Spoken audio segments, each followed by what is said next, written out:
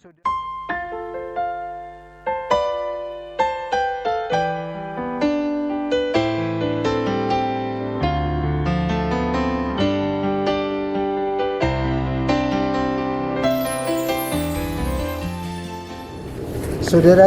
terkasih, selamat pagi.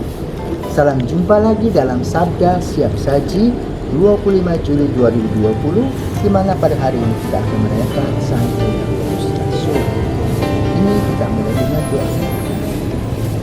Kristus, terang Tuhan dan Juru Selamat kami giliran sepanjang masa. Amin. Tuhan bersamamu dan bersama rohmu. Inilah Injil Yesus Kristus menurut Matius. Dimuliakanlah Tuhan. Sekali peristiwa menjelang kepergian Yesus ke Yerusalem, datanglah ibu Zebedeus serta anak-anaknya kepada Yesus, lalu sujud di hadapannya untuk meminta sesuatu. Kata Yesus, "Apa yang kau kehendaki?" Jawab ibu itu, "Berilah perintah supaya kedua anakku ini kelak boleh duduk di dalam kerajaanmu, yang seorang di sebelah kananmu dan yang seorang di sebelah kirimu." Tetapi Yesus menjawab, "Kamu tidak tahu apa yang kamu minta. Dapatkah kamu meminum cawan yang harus ini?" Kata mereka kepadanya, "Kami dapat." Yesus berkata kepada mereka, "Cawanku memang akan kamu minum, tetapi hal duduk di sebelah kananku atau di sebelah kiriku, aku tidak berhak memberikannya. Itu akan diberikan kepada orang-orang bagi siapa Bapakku telah menyediakannya." Mendengar itu, marahlah ke-10 murid yang lain kepada dua bersaudara itu. Tetapi Yesus lalu memanggil mereka lalu berkata, "Kamu tahu bahwa pemerintah bangsa-bangsa memerintah rakyatnya dengan tangan besi, dan pembesar-pembesar menjalankan kuasanya dengan keras atas mereka. Tidakkah demikian di antara kamu? Barang siapa ingin menjadi besar di antara kamu, hendaklah ia menjadi pelayannya. Dan barang siapa ingin menjadi terkemuka di antara kamu, hendaklah ia menjadi hamba-Mu. Sama seperti Anak Manusia, ia datang bukan untuk dilayani, melainkan untuk melayani dan untuk memberikan nyawanya bagi tebusan bagi banyak orang." Terpujilah Yesus. Bapak Ibu remaja, Anda diberi oleh Tuhan 2, 3 anak, dan 1 tidak kembar, yang kedua kembar. Bagaimana pengalaman Ibu dulu ketika melahirkan yang pertama dan kedua? Terima kasih Romo.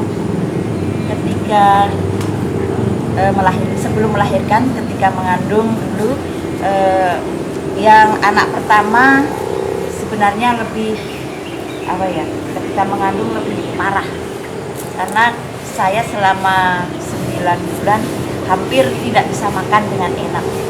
Sementara ketika yang kembar, saya justru makan, kadang malam-malam juga bangun untuk makan. Jadi itu perbedaan ketika mengandung. Yang juga menurut saya ketika mengandung tentu saja lebih besar ketika kembar. Ya. Pak Niwajer, ketika Anda tahu anak itu kembar, bagaimana? Pada awalnya kaget juga, kok bisa kembar. Tapi di sisi lain, saya merasa bangga punya anak kembar. Berarti bagi saya Tuhan memberi berkat lebih. Biasanya satu malah 2. Itu yang saya rasakan waktu itu. Meskipun orang berkata bahwa kalau kembar pasti lebih berat nanti tanggung jawab, karena biasanya satu beli satu susu kaleng cukup, kalau sekarang 2 harus 2 dari segi. Tapi tampaknya setelah lahir mereka berdua sama saja, bahkan rezeki lebih murah. Bagaimana yang punya adik kembar perasaannya? Yang punya adik kembar ya pusing. Pengalaman saya pusing. Karena biasanya sebagai kakak harus menghandle 1 adik nakal, jadi sekarang kita punya 2 adik nakal. Kadang-kadang kita tidak bisa menghandle juga karena mereka berdua bekerja sama sehingga melawan saya tidak bisa dihandle. Tapi di lain hal ya pasti ada senangnya juga, jadi lebih banyak teman diskusi. Di samping itu juga mereka orangnya kreatif juga, jadi hobi kita sama semua, jadi ya kurang lebih banyak senangnya. Sebagai sekembar kamu selalu kompak, pernah berantem nggak? Oh, sering. Jangan ditanya lagi tiap hari. Itu tidak perlu ditanya lagi tiap hari. Mari ya. Dulu ya. Nggak usah ramah. Nah sekarang kembali ke ibu. Mereka bagaimana ke aktivitasnya? Kadang-kadang sama dalam memilih pakaian, apa itu. Ya, sering ada hal-hal yang lucu. Pernah ketika kami semua pergi ke supermarket, terus kami ingin membelikan mereka baju. Kemudian yang satu ini sudah pilih, Bu, sini dulu. Saya mau pilih yang ini, jangan kasih tahu Surya. Indra bilang gitu. Iya, udah. Kemudian Surya, Bu, sini. Saya mau pilih baju yang ini, jangan kasih tahu si Indra. Ternyata yang mereka pilih itu sama. Aduh, jangan yang ini nak, jangan yang ini nggak bagus, yang lain saja. Enggak, saya mau yang ini. Ternyata seperti itu. Dulu ketika mereka di seminari, yang satu sakit pulang ke rumah, mungkin 2 atau 3 hari kebetulan. Terus yang satu di seminari minta tolong dong pulang, mau ketemu sama Surya yang sakit. Ketika Indra datang dari seminari, terus datang ke rumah, ternyata baju yang mereka kenakan itu sama. Saya juga kaget, pas sama mereka itu bajunya. Janjian. Nggak pernah. Waktu itu kan belum ada HP. Ya, dari seminari, padahal ini yang di rumah sudah 2 hari di rumah, yang satu dari seminari. Ketika datang bajunya sama. Wah bahaya nanti kalau punya girlfriend ya. Oh enggak, itu bisa. Sekarang bisa lihat. Oke. Saudara-saudara terkasih, tunggal dan kembar bagi seorang ayah dan ibu sama. Apa doa ibu dan bapak dalam menghadapi si kembar dan si tunggal? Kalau saya doanya hampir setiap hari loh. Setiap hari doa saya untuk anak-anak saya semua, supaya anak-anak saya ini saja sehat, rendah hati. Pokoknya tiap hari, tiap saat tuh saya doakan untuk anak-anak saya supaya rendah hati, rukun, itu aja. Sehat, sudah itu aja. Oke. Jadi saudara terkasih, Yakobus anak Zebedeus dan Yohanes adalah kembar. Dan ibunya datang dengan pemikiran, karena kembar selalu ditampil kunjung kiri dan kanan. Maka juga pemikiran ibu memberikan kepada Yesus agar anaknya boleh duduk di sebelah kiri dan kanan Yesus. Ini secara polos sebagai seorang ibu, secara manusiawi jasmani. Tetapi apa yang dikatakan oleh Yesus, kamu tidak paham tentang apa yang harus kamu minum. Artinya bahwa dekat dengan Yesus mengandung satu konsekuensi. Itu harus setia, harus berani berkorban, harus berani memikul salib. Ini tugasnya. Apakah siap? Nah, sebagai seorang ibu mengatakan nggak siap karena belum tahu bahaya. Sama seperti sekarang COVID ya. Orang tidak tahu bahaya, jalan rame-rame, tanpa masker dan sebagainya. Anggap tidak ada apa-apa. Tetapi bahaya itu.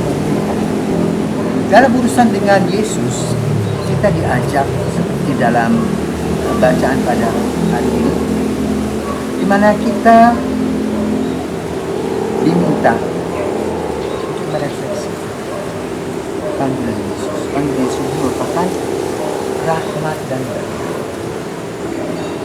Rahmat dan berkat ini perlu ditularkan kepada orang lain. Seperti kamu perintis, kamu buat sedang dua-dua perintis Ketiganya. semuanya. Ketiganya pelukis. Lalu kamu waktu menggambar grafis atau apa sama mau ini lain beda ya, lain gaya. Tetapi bahwa ada ekspresi yang disampaikan dalam lukisan. Nah, ekspresi lukisan apa yang kamu buat? Saya dijadikan rohani, tapi dalam perpaduan antara lancar dua ada asmi, lukisan kemasan, ekspor lagi biar bisa mengangkat tema-tema religius gitu.